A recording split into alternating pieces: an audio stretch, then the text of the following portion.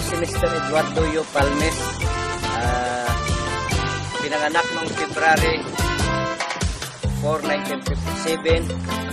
Ang farm na ito po ay dito po sa lugar ng Barangay Asisig, San Enrique, Iloilo. If you eat too much, you get very fat. Now, the coconut nut is up. Ako po ay naging seaman for 3 years, pero po yung pangarap ko po noon sa buhay is maging farmers po.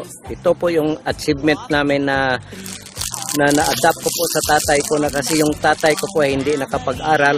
So yung pinabubuhay niya po sa amin is galing po sa naging farmers po siya. Kaya ako po nagpangarap na isang maging farmers po. At saka yung main source ko po ng farm ko is coconut. Kasi po nakita ko na yung coconut is marami tayong magagawa na produkto, pareho ng vinegar. Ngayon po mayroon naman tayong bagong asukal galing po sa coconut. At saka po yung sa mga candy po, talaga pong maraming demand po sa coconut ngayon. Ang tanim ko po dito na coconut po ay nasa 450 na puno po. Tapos nag-intercrop ako dito ng kape ng mga 1,500 po. At tapos mayroon akong rambutan na almost mga 200 po. At saka yung mayroon pa po akong mga lansones, durian, langka, pumilo, batuan, sampalok, mango. Nag-start ako ng harvest sa coconut ko 2005. Mayroon po akong vinegar, mayroon pong sa kopra, at saka mayroon naman po na sa candy, at saka yung sa seedlings po. Aside from the vinegar, sa kopra at saka bukonuts, nagpa-plan po ako na siguro incoming hindi itong year na to, sa sunod na taon mag-produce kami ng virgin coconut oil at saka coconut sugar. Ang pag-fertilize ko po ng aking coconut is almost every 6 months. Mayroon po akong urea na inorganic at saka 1620 at saka asin na galing sa PCA.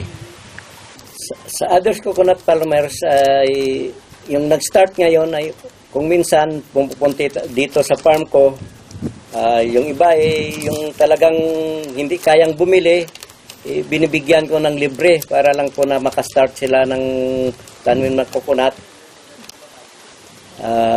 At saka sa mga tao dito ay marami akong natutulungan kasi sa nagtatrabaho sa akin dito, dati hirap sila makahanap ng trabaho. Sa ngayon, nabigyan ko sila ng hanap buhay. After po ng Yolanda, ay tinulungan po ako dito ng PCA.